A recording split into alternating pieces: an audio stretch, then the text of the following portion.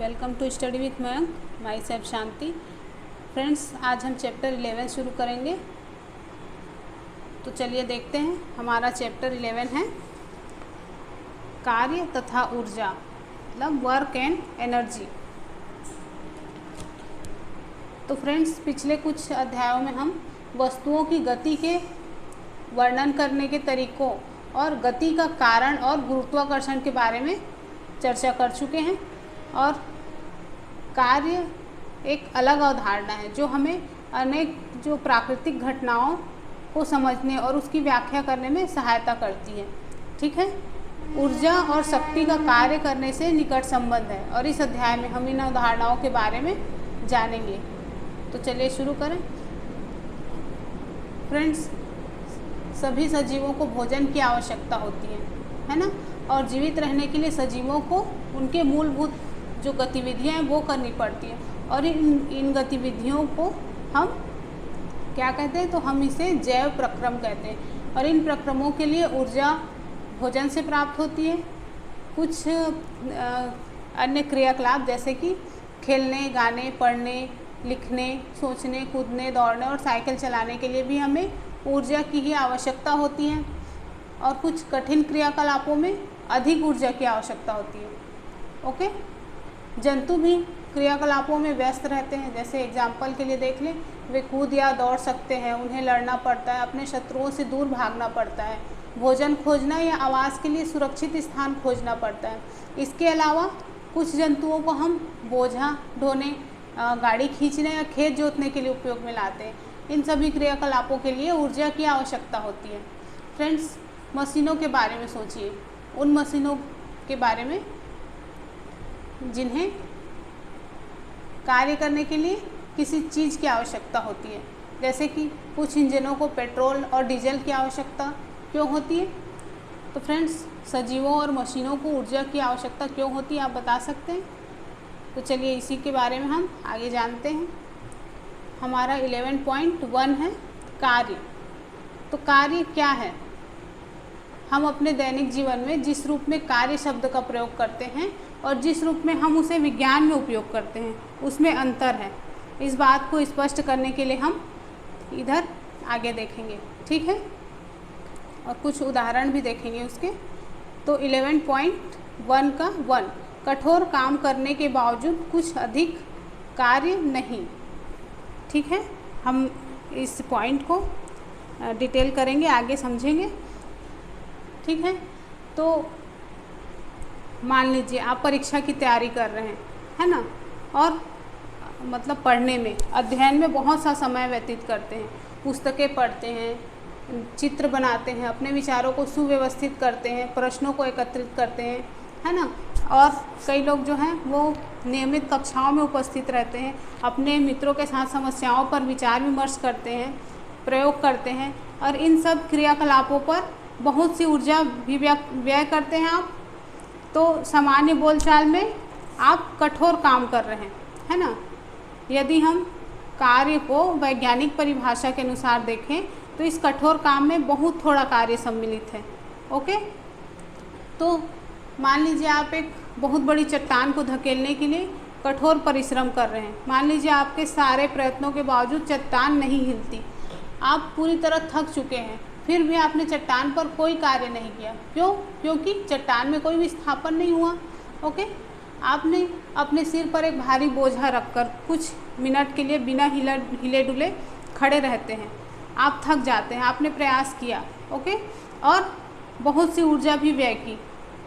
क्या आप बोझे पर कुछ कार्य कर रहे हैं? तो हम विज्ञान में जिस प्रकार कार्य शब्द का अर्थ समझते हैं उस रूप में इस स्थिति में कार्य नहीं किया गया, है ना।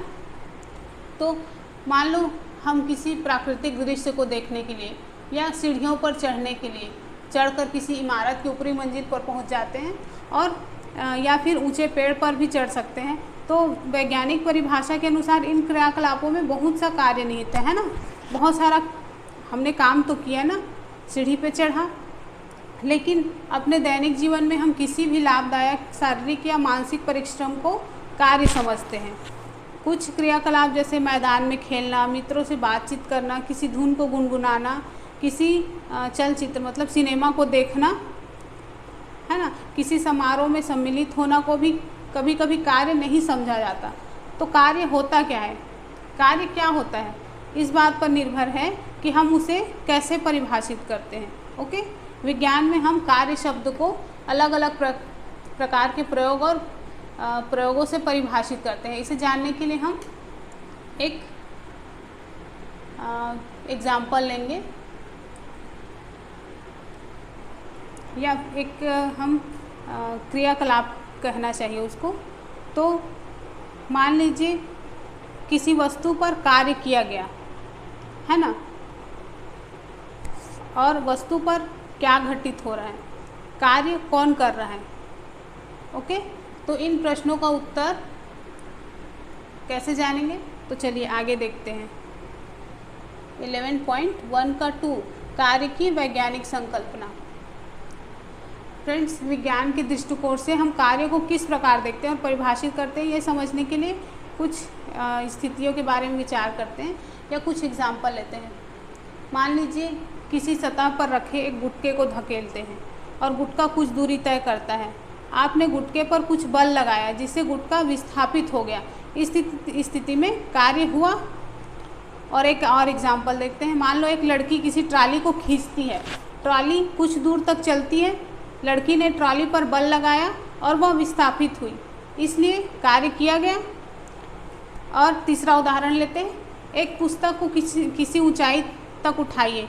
ऐसा करने के लिए आपको बल लगाना पड़ेगा। पुस्तक ऊपर उठती है, पुस्तक पर एक बल लगाया गया और पुस्तक गतिमान हुई, इसलिए कार्य किया गया। ठीक है, तो इन तीनों उदाहरणों से, इन तीनों स्थितियों में हम देखते हैं कि कार्य करने के लिए दो दशाओं का होना आवश्यक है। ध्यान दीजिएगा, कार्य करने के लिए दो दशाओं का होना बहुत आवश्यक है। पहला क्या है, वस्तु पर कोई बल लगना चाहिए, दूसरा वस्तु विस्थापित होनी चाहिए। क्या, पहला वस्तु पर बल लगना आवश्यक है, दूसरा वस्तु विस्थापित होनी चाहिए। यदि इनमें से कोई भी दशा पूरी नहीं होती तो कार्य नहीं किया गया है। ओके, और विज्ञान में हम कार्य को इसी दृष्टि से देखते हैं। मान लो एक बैलगाड़ी किसी गाड़ी को खींच रहा है, गाड़ी चलती है, गाड़ी पर एक बल लग रहा है और गाड़ी कुछ दूर चली है। क्या आपके विचार में इस स्थिति में कार्य किया गया? तो फ्रेंड्स, हमारे डेली लाइफ में ऐसे बहुत सारे कार्य सम्मिलित हैं। ओके, तो आप उसका भी एग्जाम्पल ले सकते हैं। और कभी कभी कुछ स्थितियों पर भी विचार कीजिए जब वस्तु पर बल लगाया जाता है पर वो विस्थापित नहीं होती, है ना। ठीक है, चलिए अब आगे देखते हैं। 11.1 का 3 एक नियत बल द्वारा किया गया कार्य।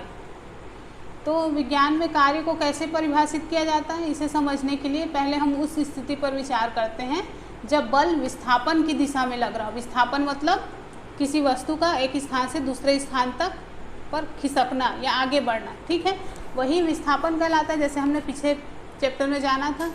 तो मान लीजिए कि किसी वस्तु पर एक नियत बल F कार्य करता है और मान लीजिए कि वस्तु बल की दिशा में S दूरी विस्थापित हुई है।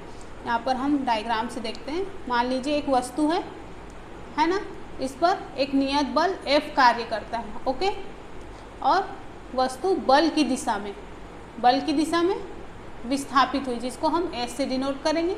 तो मान लीजिए W किया गया कार्य है। यहाँ पर ये जो W है वो किया गया कार्य है। ठीक है, तो कार्य की परिभाषा के अनुसार क्या होगा, तो कार्य की परिभाषा के अनुसार किया गया कार्य बल तथा विस्थापन के गुणनफल के बराबर है। ओके, क्या है, किया गया कार्य बल तथा विस्थापन के गुणनफल के बराबर है, जिसको हम सूत्र से कैसे, सूत्र में अगर लिखना चाहें तो किया गया कार्य बराबर बल गुणित विस्थापन। तो W बराबर Fs, ये हमारा एक समीकरण प्राप्त हो गया। ठीक है, तो फ्रेंड्स,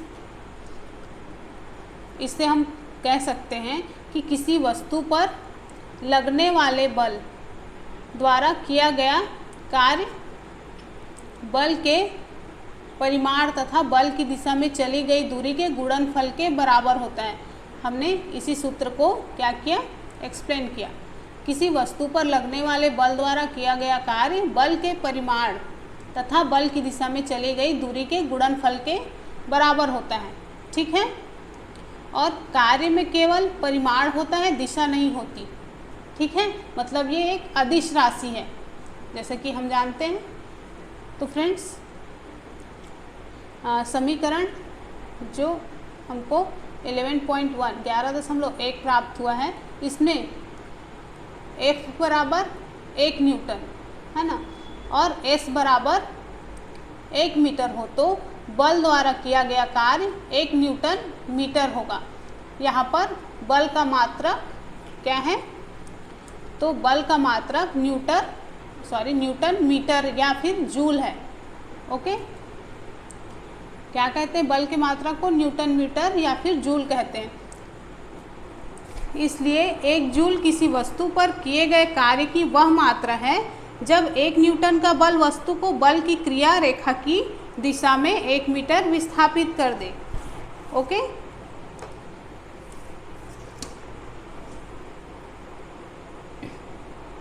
मैंने क्या कहा कि 1 जूल किसी वस्तु पर किए गए कार्य की वह मात्रा है जब 1 न्यूटन का बल वस्तु को बल की क्रिया रेखा की दिशा में 1 मीटर विस्थापित कर दे। तो फ्रेंड्स, समीकरण 11.1 है ना, जो समीकरण है इसको ध्यान से देखिए। यदि वस्तु पर लगने वाला बल 0 हो तो किया गया कार्य कितना होगा, यदि वस्तु का विस्थापन 0 हो तो किया गया कार्य कितना होगा। तो उन दिशाओं के बारे में जानिए, सोचिए जिनका कार्य होने के लिए पूरा होना आवश्यक है। चलिए हम एक एग्जाम्पल देखते हैं, एक उदाहरण लेते हैं कि किसी वस्तु पर 5 न्यूटन बल लग रहा है ना। बल की दिशा में वस्तु 2 मीटर विस्थापित होती है। यदि विस्थापन होते समय लगातार वस्तु पर बल लगता रहे तो समीकरण 11.1 के अनुसार किया गया कार्य होगा। अब इसको जो हमारा सूत्र है उस पर मान रख देते हैं। 5 न्यूटन गुणित 2 मीटर बराबर 10 न्यूटन मीटर, ये हमारा आंसर हो गया। ठीक है, या फिर इसको 10 जूल भी बोल सकते हैं। यहाँ पर कहा जा रहा है कि 5 न्यूटन बल लग रहा है किसी वस्तु पर। यहाँ पे आप डायग्राम से देख सकते हो 5 न्यूटन बल लग रहा है इस पर, और विस्थापन कितना हो रहा है 2 मीटर। ठीक है, तो इसको अगर हम कैलकुलेट करेंगे तो हमको 10 जूल या फिर 10 न्यूटन मीटर प्राप्त होता है।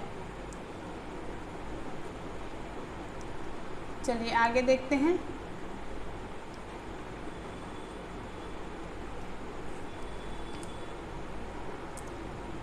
फ्रेंड्स, एक और स्थिति पर विचार करते हैं जिसमें बल और विस्थापन की एक ही दिशा में है। ओके, जैसे कि एग्जांपल लेते हैं। मान लो एक बच्चा किसी खिलौने कार को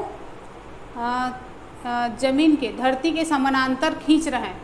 ओके, तो बच्चे ने कार के विस्थापन की दिशा में बल लगाया है। इस स्थिति में किया गया कार्य बल तथा विस्थापन के गुणनफल के बराबर होगा। इस प्रकार की स्थिति में बल द्वारा किया गया कार्य धनात्मक होगा। मतलब बल की दिशा मतलब विस्थापन की दिशा मतलब, मान लो ये कोई वस्तु है, आपको इधर से नहीं इधर से बल लगाना है। ठीक है, तो ये क्या होगा, धनात्मक होगा। ओके, और एक स्थिति और लेते हैं जिसमें किसी एक वस्तु समान वेग से किसी नियत दिशा में गति कर रही है और उस पर विपरीत दिशा में एक अवमंदक बल है ना F आरोपित किया जाता है। मतलब दोनों दिशाओं के बीच 180 अंश का कोण बन रहा है। तो मान लो कि वस्तु s दूरी के विस्थापन के पश्चात रुक जाती है। ऐसे स्थिति में F द्वारा किया गया कार्य ऋणात्मक माना जाएगा। ओके, और इसे ऋण चिन्ह द्वारा निर्देशित किया जाएगा। ठीक है, और बल द्वारा किया गया कार्य क्या होगा, तो F इंटू माइनस एस या फिर माइनस F इंटू एस। ठीक है, तो मैंने क्या कहा, दो स्थितियों के बारे में हमने देखा। एक स्थिति में विस्थापन की दिशा में बल लगाना और दूसरा विस्थापन की दिशा के विपरीत बल लगाना। ठीक है, तो इसको हम कैसे लिख सकते हैं, तो जब बल विस्थापन की दिशा के विपरीत दिशा में लगता है तो किया गया कार्य ऋणात्मक होता है, और जब विस्थापन की दिशा में लगता है तो किया गया कार्य क्या होता है, धनात्मक होता है। ठीक है, तो फ्रेंड्स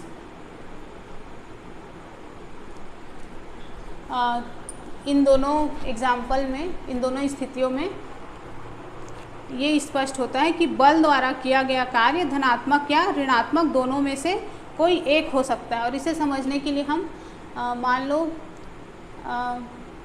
एक क्रियाकलाप या फिर एक एग्जाम्पल और देखते हैं। ठीक है, मान लो किसी वस्तु को आप ऊपर उठाइए, आपके द्वारा वस्तु पर लगाए गए बल के द्वारा कार्य किया गया, वस्तु ऊपर की ओर चलती है, आपके द्वारा लगाया गया बल विस्थापन की दिशा में है। ठीक है, पर वस्तु पर गुरुत्वीय बल भी कार्यरत है, और इसमें कौन सा बल धनात्मक कार्य कर रहा है और कौन सा बल ऋणात्मक कार्य कर रहा है, आपको कारण बताना है। ठीक है, तो चलिए एक और एग्जाम्पल यहाँ पर देखते हैं। एक कूली 15 किलोग्राम का बोझ धरती से 1.5 मीटर मतलब 1.5 मीटर ऊपर उठाकर अपने सिर पर रखता है। उसके द्वारा बोझे पर किए गए कार्य का परिकलन कीजिए। तो चलिए हल करते हैं। तो बोझ का द्रव्यमान m बराबर कितना है, 15 किलोग्राम, विस्थापन कितना है, s बराबर 1.5 मीटर 1.5 मीटर। तो किया गया कार्य W बराबर F इंटू एस, या फिर इसको mg इंटू एंस भी लिख सकते हैं। तो अब इसको मान रखने पर 15 किलोग्राम इंटू 10 मीटर प्रति सेकेंड का वर्ग गुणित 1.5 मीटर। ठीक है, तो अब इसको कैलकुलेट कर देंगे तो हमको कितना मिलेगा, 225 किलोग्राम मीटर प्रति सेकेंड का वर्ग मीटर। ठीक है, तो यहाँ पर हमारा आंसर आ गया 225 न्यूटन मीटर या फिर 225 जूल। ठीक है, क्वेश्चन क्या था, एक कूली 15 किलोग्राम का बोझ धरती से 1.5 मीटर ऊपर उठाकर अपने सिर पर रखता है। इसके द्वारा बोझे पर किए गए कार्य का परिकलन कीजिए। तो कूली द्वारा बोझे पर किया गया कार्य 225 जूल होगा। ठीक है फ्रेंड्स,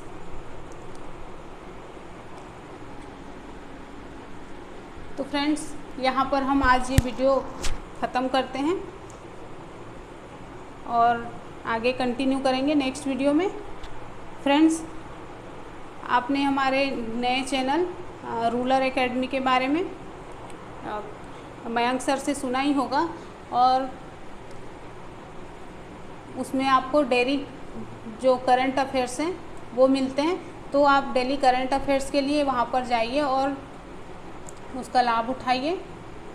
ठीक है, तो फ्रेंड्स आप हमारे जो नए चैनल हैं रूलर एकेडमी, उसको सब्सक्राइब करिए, शेयर करिए और ज़्यादा से ज़्यादा लोगों तक पहुंचाइए, ताकि जो लोग करंट अफेयर्स के लिए इधर उधर भटक रहे हैं उनको एक सही मार्गदर्शन प्राप्त हो। ठीक है फ्रेंड्स, तो मिलते हैं नेक्स्ट वीडियो में। Okay, bye bye.